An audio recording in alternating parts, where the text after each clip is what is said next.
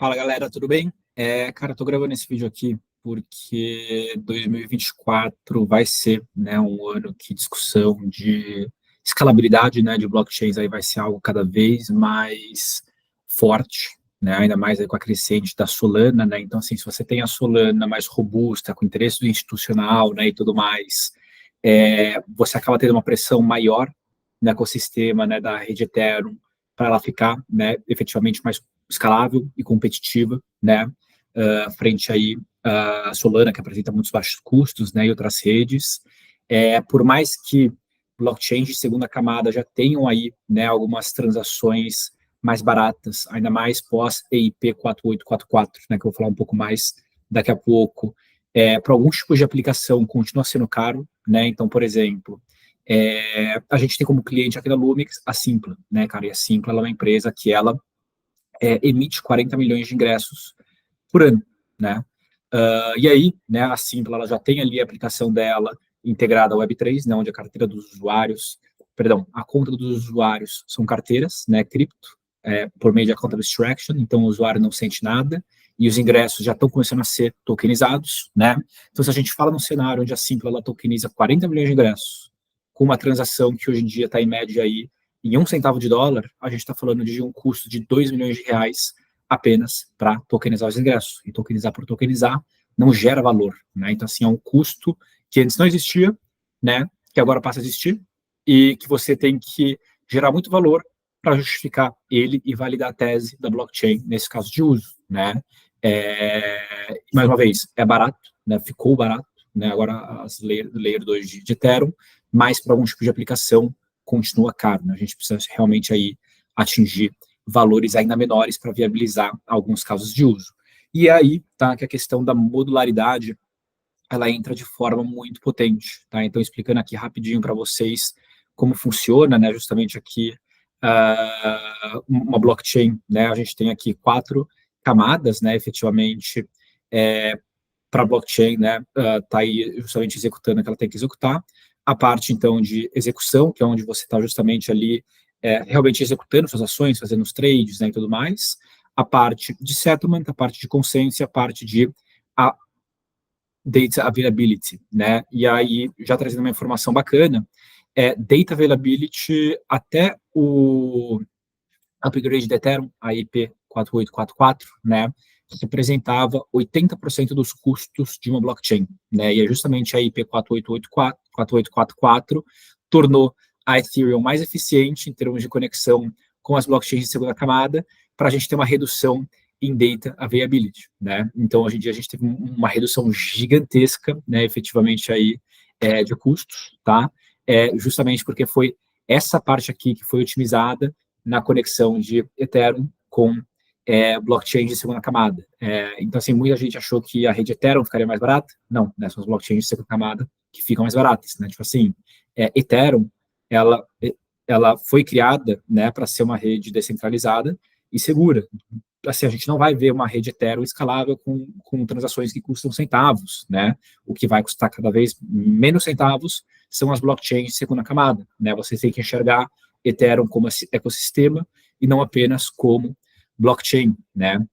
E aí, então a gente tem aqui uma blockchain, né, com essas 4 funções.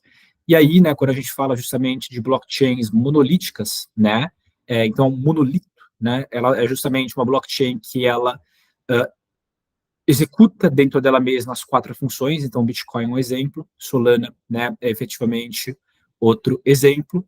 E aí, né, você justamente então deixa de ser um monolito, começa a ser modular, né, e começa a tirar dessas blockchains o que encarece elas, o que elas não fazem muito bem, o que talvez justamente aí possa ser feito por um outro player, né? E aí nessa questão que a gente entra na modularidade de blocos, né?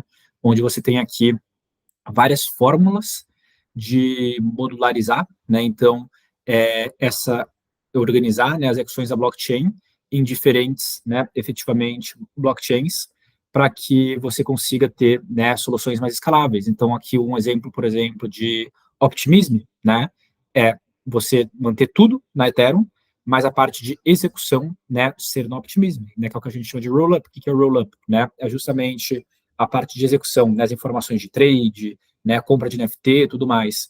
acontecem tudo na Optimism, que é uma camada mais barata. A Optimism, ela agrega essas informações e coloca elas agregadas, né, na rede Ethereum, né? Então, a execução acontece na Optimism, e aí, depois, né, a gente tem todo o resto acontecendo na rede Ethereum. E aí, como eu comentei, né, com o upgrade da EIP 4844, a gente teve esse custo, né, de colocar essa informação na Ethereum, ficando muito mais barato, porque a gente reduziu muito, né, e otimizou muito essa questão da data availability, né? E aí você tem outras formas aqui, né, de estar modularizando, né? E aí a gente tem Validium, né, que justamente é uma grande aposta da Polygon, onde você tem a parte de data availability, né, off-chain. E aí até mostrando para vocês, só que está mais completinho, né? Aqui a gente tem um pouco mais dos tipos de modularidade, né, que existem. E um dos que está mais na moda é essa daqui, que é o Celestion, né? Que é justamente você ter, então, a execução na sua chain, que seria uma L2, né?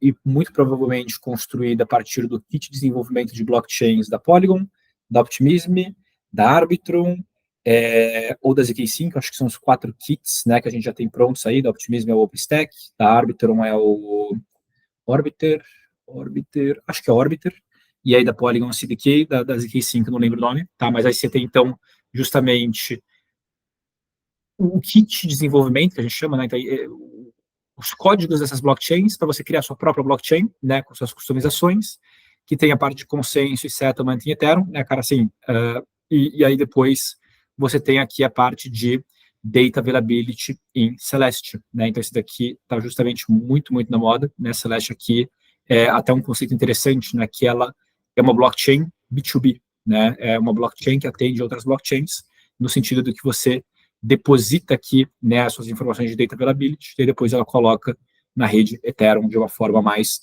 otimizada. E aí, além da Celeste, a gente tem a Eigenlayer, né, Near, todas com esse posicionamento, né, de questão aqui de data availability. E aí, né, pessoal, eu queria mostrar uma outra coisa aqui para vocês, tá? Que, assim, além de você ter todas essas questões de modularidade para escolher, né, como eu estava falando, né, quando você constrói hoje em dia essa blockchain, né, você remete, né, a um que a gente chama de roll-up as a service, né?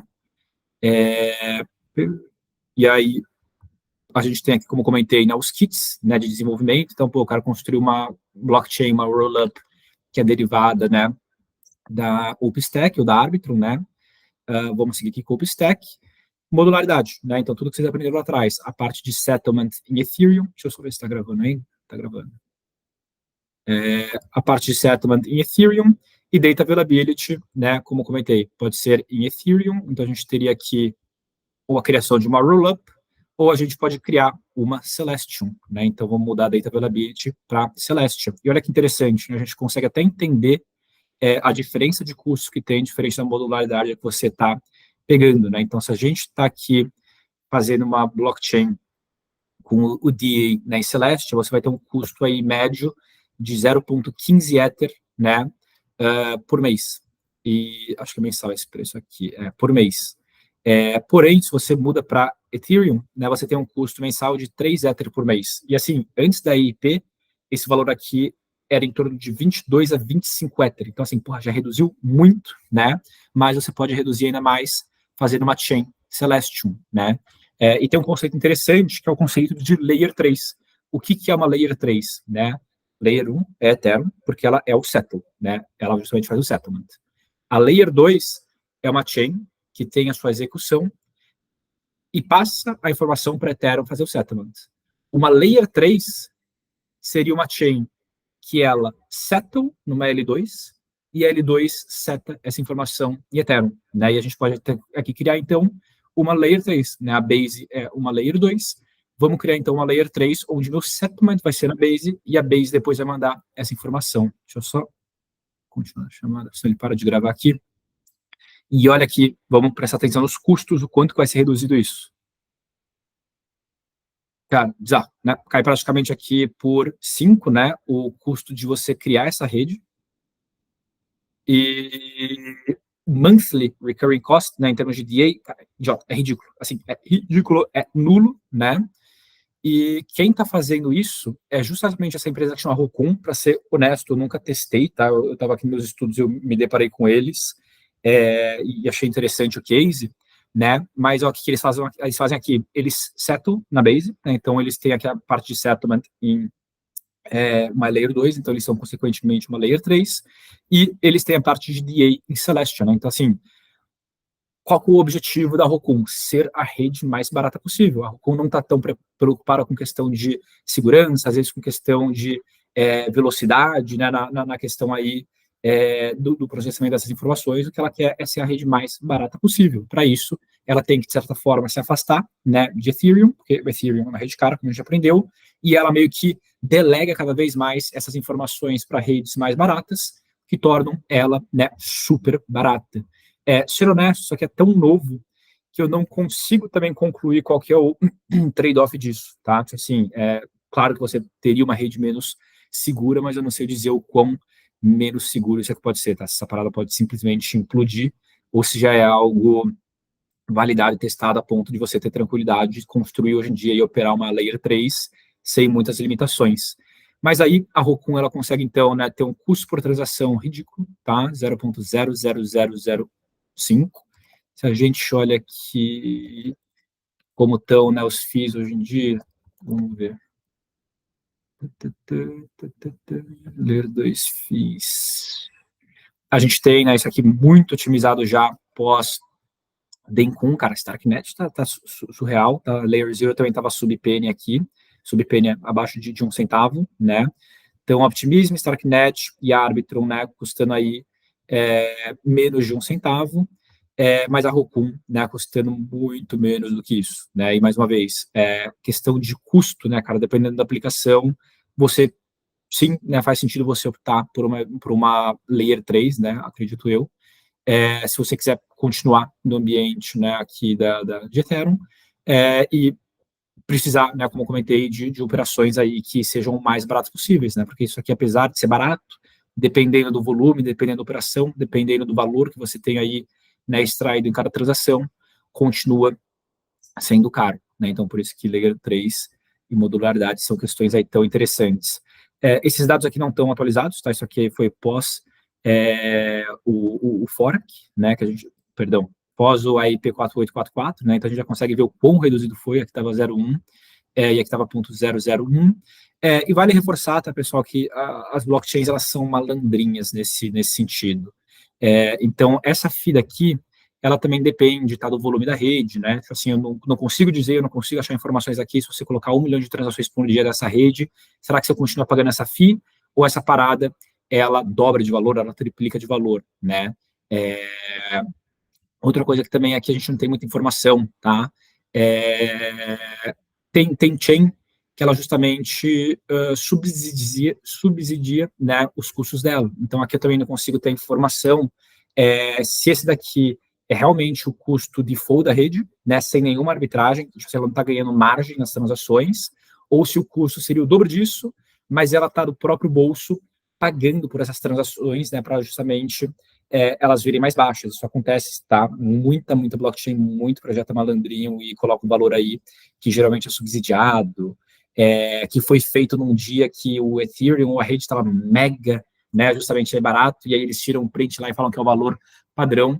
Tem que tomar cuidado com isso daí, tá? Mas assim, ao que tudo indica, um valor muito baixo, tá? Assim, precisaria entender se de fato se sustenta, ele ser muito mais baixo aqui que Solana, né? A gente está falando aqui de uma rede que seria 4 vezes mais rápida do que Solana, perdão, barata, tá tarde, estou trocando umas palavras, tá mais barata que Solana, e aí é isso, né? Precisa entender se esses valores aqui, eles não estão manipulados, mas assim, uma coisa que eu garanto, tá?